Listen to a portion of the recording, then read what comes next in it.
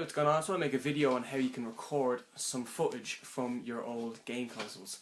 Now, a lot of people would use a VCR player like what I have here, get some blank tapes, record them onto a blank tape, then you have to get the analog signal to a digital signal by some means or method. Some people have adapters or peripherals. It will get the job done, and it's very, retro going on VHS tapes, but it's just too long, it's too tedious, it's boring, it's not quick enough. People want to get instant quick recordings onto the laptop, up to YouTube, boom, done. A lot of people would just get the phone, or get their phone or camera and really kind of, narrowly post it up against the screen and try to record it. That'll work, yeah, but it's just real amateur and you always get those little fuzzy lines going down and you can never position it right or the light hits it wrong or whatever. I highly recommend anyone to go online and buy one of these. It's made by K-World, it's called the DVD Maker 2, and what it is amazing. It's a USB capture card. Anything that has RCA, the red, white, yellow composite signal, and it puts it onto your laptop as a digital MP4 file. And once you have it on your laptop as an MP4, it's universal to anything. So you get this little cable that comes with it here. So you have the audio left, right, and the video. You also have a nifty S-video as well, if you want to use S-video, if you have anything that has S-video. I said that 3 times. So, plug this in like so. Know that the Nintendo has the traditional red and yellow cables. So we're not going to touch them. You don't focus on there. You focus on where the cable goes, the output, going into the TV. So of course I have all my outputs going to this huge master kind of SCART adapter. So I'm going to unplug my Nintendo one. Okay. So that's where the Nintendo will be going to the back of the TV. So I'm going to plug it into this. So the audio and the video from the Nintendo is going to this, which then in turn goes to my laptop, which is right there. So I'll plug it over here. Find the USB slot. There we go. Okay. Bring the screen down. You launch an application that comes with the software called the MPIA Capture, whatever you call it. It'll load up, you'll get a blank screen. We're going to pop in good Pro Protector into Nintendo. Like so. And turn it on. And there you go. Now the audio and the video you're hearing is coming just from the screen of the laptop itself. Nothing else. So that's good, that's all good and well, right? But there's just, let me turn it down actually, it's a little bit loud. There's just one small minor problem, and I'll explain to you now in a minute. Hit record, yeah, Command or, save it as whatever, blah blah blah. Record. Let's record right now, but look, the lag is unbelievably slow. And as far as my knowledge goes, there's no tweaks that you can do. This is just what it has to do when it is recording. But there is a way around it. So as it's recording right now, I'm going to hit stop.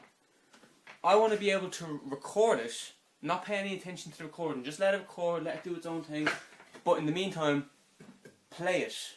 Play it as a proper game, except record it. So we have to get 2 audio splitters. Now the Nintendo only produces mono, but just plug 2 to make a difference. These are going to be for the audio left and audio right. Make sure they're brown, not any red colour, yellow colour. Make sure they're just standard colours like this. And for the video splitter, you have to make sure it's a yellow video splitter. So you get 3 of them. Now this will be for stereo, but for the Nintendo it's only mono, so we'll only use 1. So you can see where I'm going with this, don't you? We'll get our audio one. Now the Nintendo uses the red one, so I'm going to plug it into the red, like so. And the video, which plugs into this one here. So, what you need to do is then, get the Nintendo, plug it 1 yellow into the yellow, and plug 1 red into the red. So that will be going to the Nintendo in a minute. But how do we get the signal? We want to get the signal coming from that back to the TV. Take off the famous Mario hat, and get yourself, very cheap actually these cables, just get yourself a standard RCA red, white, yellow to RCA red, white, yellow. These things here. Red, white, yellow to red, white, yellow. So, I know there's a specific name, but I can't think of it. So, and just split the signal. So we're going to get the yellow, and pop that in like so. And get the red, and pop that in like so. I know this looks like a complete cluster flip of wires, but trust me, this saves yourself a lot of money on buying blank VHS tapes and DVD recorders, and it's just so easy. You can do this at anyone's house for God's sake. You don't have to carry a big VCR player, would you? So then plug the signal back into the TV or wherever your standard TV hookup would go. Like so. And look, TV already. And of course you can get all this cluster out of the way. So launch your MPEG capture again. MPEG capture, I'm pretty sure it's the wrong way of saying it, but still. And look, we've got the footage being recorded there, as well as the proper gameplay. And just to prove, I'm going to hit record on this, save it as whatever. So that's recording right now. I'm going to focus on the TV. And there we go, playing it like normal. And that's been recorded, so we don't have to worry about that annoying frame rate lag on the TV, or on the laptop, sorry, I should say. And we can just focus on the gameplay itself. And that to me is really good. So let's get down to the main thing that pretty much everyone will ask. How much is it? To my amazement, I found out that this thing will only run you €50. Now, whatever that is in dollars, work it out on a converter. For Europeans like myself, €50. So you do the maths, you're spending what, €600 on a DVD recorder, which itself is huge, so it takes up space, which itself takes its own power supply, which itself requires additional blank DVDs, or a hard drive, which in turn you have to record onto the system, which then record back onto your laptop, and yeah. VHSs, a bigger mess. They're huge, blank VHSs, which are pretty hard to come by nowadays, seeing as though they're a bit old, which can be expensive. Then you have to find out a way of getting an analog signal to a digital signal, and kind of have a decent quality of it as well.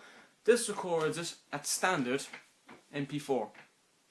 So what you see on the TV, the quality of the TV will be the quality of that, and I'll show you.